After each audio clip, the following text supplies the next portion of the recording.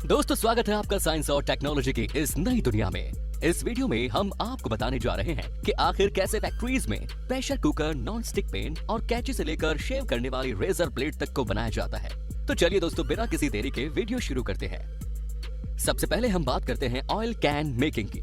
Oil can बनाने के लिए सबसे पहले एक स्टील की शीट को एक कटिंग मशीन के जरिए 3 हिस्सों में काट लिया जाता है। फिर इस काटी गई शीट को एक रोलर मशीन में से गुजारा जाता है, जिसके बाद ये शीट राउंड शेप में आ जाती है। फिर इसके दोनों हिस्सों को एक वेल्डिंग मशीन के जरिए वेल्ड कर दिया जाता है। फिर इस राउंड शीट को एक प्रेसिंग मशीन में डालकर स्क्वायर शेप दे दिया जाता है। फिर इस स्क्वायर कैन के दोनों तरफ के किनारों को एक मशीन के जरिए बाहर की तरफ मोड़ दिया जाता है, ताकि इन पर ढक्कन लगाकर इनको सील किया जा सके। फिर एक स्टील की शीट को इन स्क्वायर कैन के ऊपर रखकर एक मशीन के जरिए इन्हें वेल्ड कर दिया जाता है, और फिर इसी तरह से इस कैन के ऊपर वाले हिस्से को भी इससे वेल्ड कर दिया जाता है, जिसके बाद ये ऑयल कैन पूरी तरह से बनकर तैयार हो जाते हैं। Next is scissor making process. कैंची बनाने के लिए सबसे पहले इसके हैंडल्स को बनाया जाता है। इन हैंडल्स को ब्रास मेटल से कास्टिंग करके बनाया जाता है। इसके लिए सबसे पहले एक मोल्ड में मिट्टी भरकर इन हैंडल्स का शेप मिट्टी पर ले लिया जाता है। फिर इसकी तरह एक दूसरे मोल्ड में इन हैंडल्स को उल्टा रखकर दूसरी तरफ से भी इनका शेप मिट्टी पर ले लिया जाता है। फिर इन दोनों मोल्ड को आपस में मिलाकर एक बक्सा तैयार कर लिया जाता है। फिर इन बक्सों में पिघले हुए ब्रास मेटल को डाला जाता है। इन सभी बक्सों को ब्रास मेटल से भरने के बाद इन्हें कुछ देर ठंडा होने के लिए छोड़ दिया जाता है।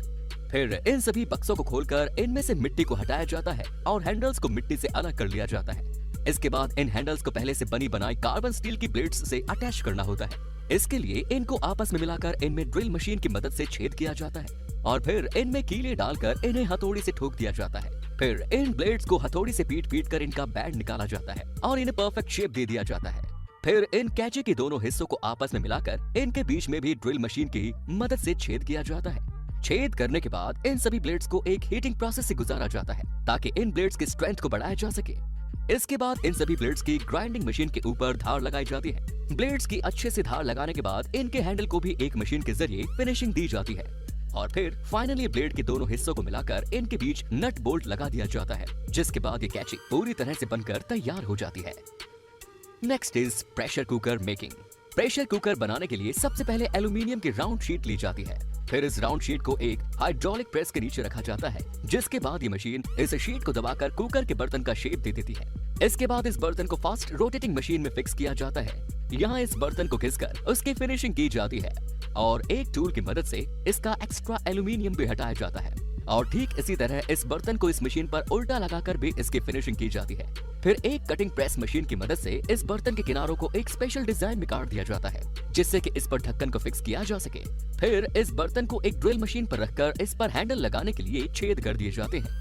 फिर इन बर्तनों को उबलते हुए एक स्पेशल केमिकल के लिक्विड में डाला जाता है, जिससे कि एल्यूमिनियम मेटल की स्ट्रेंथ बढ़ती है। कुछ देर यूं ही इस उबलते लिक्विड में पड़ा रहने के बाद इन बर्तन को इसमें से निकालकर ठंडा होने के लिए पानी में छोड़ दिया जाता है। फिर इन बर्तनों को एक वायर की मदद से बांधा जाता है, और फिर से एक स्पेशल केमिकल में डालकर कुछ देर यूं ही छोड़ दिया जाता है। जब इस केमिकल से निकलने के बाद बर्तनों को वॉश करके सुखाया जाता है, तो इन बर्तन की चमक कई गुना तक बढ़ जाती है। इसके बाद काम शुरू होता है इन कुकर के ढक्कन बनाने का। इन कुकर के ढक्कनों को भी ठीक इसी तरह से एल्यूमिनियम शीट से तैयार किया जाता है, और ठीक इसी तरह से ही इन ढक्कनों की भी फिनिशिंग की जाती है, और एक मशीन में लगाकर इन ढक्कनों के किनारों को भी मोड़ा जाता है, और एक कटिंग मशीन की मदद से इनके किनारों को भी ठीक उसी बर्तनों की डिजाइन में काट दिया जाता है, ताकि दोनों किनारे आपस में जुड़कर लॉक हो जाए। फिर इन ढक्कनों में सीटी और सेफ्टी वाल्व लगा दिए जाते हैं, और फिर एक मशीन के जरिए इनके हैंडल्स लगा दिए जाते हैं, और हैंडल लगाने के बाद फाइनली इनके ढक्कन में रबर की रिंग लगा के इन्हें बंद करके चेक किया जाता है, और चेक करने के बाद इन कुकर को डिब्बों में पैक करके मार्केट में भेज दिया जाता है। Next is non stick pan making process. Non stick pan बनाने के लिए सबसे पहले एक फ्लैट एल्यूमिनियम की राउंड शीट ली जाती है, और इस शीट को फिर हाइड्रोलिक प्रेस के नीचे रखकर दबाया जाता है, जिसके बाद ये शीट पैन के शेप में आ जाती है। ये पैन अलग अलग टाइप के हो सकते हैं। इसमें कुछ सिंपल फ्लैट तो कुछ गहरे बर्तन की तरह हो सकते हैं। फिर इन पैन को एक मशीन पर लगाकर इनकी घिसाई की जाती है, ताकि इनके सरफेस को चमकाया जा सके। घिसाई के बाद इन पैन की सरफेस एकदम शाइनी हो जाती है। फिर इन पैन के ऊपर हैंडल लगाने के लिए ड्रिल मशीन के जरिए इनके किनारों पर छेद किए जाते हैं। फिर इन पैन को एक एक करके एक रोटेटिंग प्लेटफॉर्म पर रखकर इन्हें घुमाते हुए इन पर एक स्प्रे मशीन के जरिए पेंट किया जाता है। पेंट करने के बाद इन पैन को कन्वेयर बेल्ट पर रखकर एक हीटिंग चैम्बर से गुजारा जाता है, जिसके बाद इन पर लगा पेंट अच्छे से इसकी सरफेस पर चिपक जाता है। फिर इनको एक रोटेटिंग मशीन पर फिक्स करके इन पर साइड से डिजाइन वाली 2 लाइन बनाई जाती है। और नीचे की तरफ भी इसका पेंट थोड़ा हटाया जाता है ताकि इसमें हीट इंडक्शन अच्छे से हो सके। फिर फाइनली एक मशीन के जरिए इन पैन पर हैंडल को लगाया जाता है। इसके बाद ये पैन पूरी तरह से इस्तेमाल के लिए तैयार है। फिर इन पर पॉलिथीन लगाकर इन्हें पैक कर दिया जाता है और एक हीटिंग गन से पॉलिथीन को इस पर अच्छे से कवर कर दिया जाता है। Next is razor blade making. Razor blade बनाने के लिए एक स्टेनलेस स्टील की पतली पट्टी का इस्तेमाल किया जाता है। इससे पहले इस स्टेनलेस स्टील की पट्टी को एक पंचिंग मशीन से होकर गुजारा जाता है, जिसमें इसके बीच वाले पार्ट को काट दिया जाता है। फिर इस स्ट्रिप को एक फर्नेस से होकर गुजारा जाता है, जहां इसे 1000 डिग्री सेल्सियस तक गर्म किया जाता है। फिर इस पट्टी को ठंडा करने के लिए एक कूलिंग चैम्बर से गुजारा जाता है। इन हीटिंग और कूलिंग प्रोसेस से इस पट्टी की हार्डनेस को बढ़ाया जाता है। फिर इस पट्टी को किनारों पर से ब्लेड की शेप में काटकर एक प्रिंटर से गुजारा जाता है, जहां इन पर ब्रांड का नाम प्रिंट कर दिया जाता है। फिर इस पट्टी को मल्टीपल ग्राइंडिंग मशीन से गुजारा जाता है, जहां इन ब्लेड के किनारों पर धार लगाई जाती है।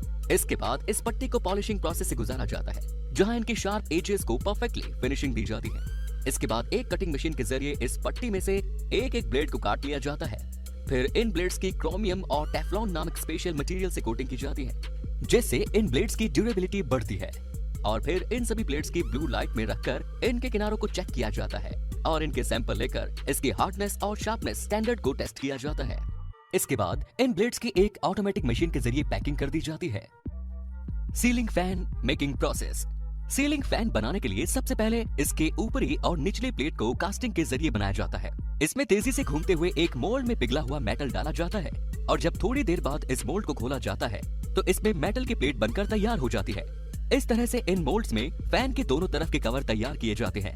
फिर कास्ट की हुई इन प्लेट्स को एक रोटेटिंग मशीन में फिक्स करके इनकी फिनिशिंग की जाती है और इनका एक्स्ट्रा मेटल भी हटा दिया जाता है। फिर इन दोनों प्लेट्स में ड्रिल मशीन की मदद से होल किए जाते हैं। ये होल ऊपर और नीचे दोनों ही प्लेट्स में किए जाते हैं। फिर इन दोनों प्लेट्स को स्प्रे पेंट द्वारा पेंट किया जाता है और इन पर कुछ कलर की डिजाइन भी डाली जाती है। फिर इसके बाद मेन काम शुरू होता है इस फैन के मोटर को बनाने का। इसमें सबसे पहले कोयल को बनाया जाता है और कोयल को अच्छी तरह से फिक्स करने के बाद इसमें बाइंडिंग की जाती है।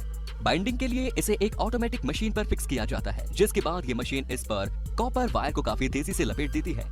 मोटर की बाइंडिंग हो जाने के बाद बारी आती है कनेक्शन करने की। इसमें वाइंडिंग वाले वायर्स को पीवीसी वायर से कनेक्ट किया जाता है और इन वायर को ऊपर से निकाल दिया जाता है। इसके बाद ये मोटर पूरी तरह से तैयार हो जाती है। फिर इसमें फैन के नीचे वाली प्लेट में रोटर को स्क्रू के जरिए फिक्स किया जाता है।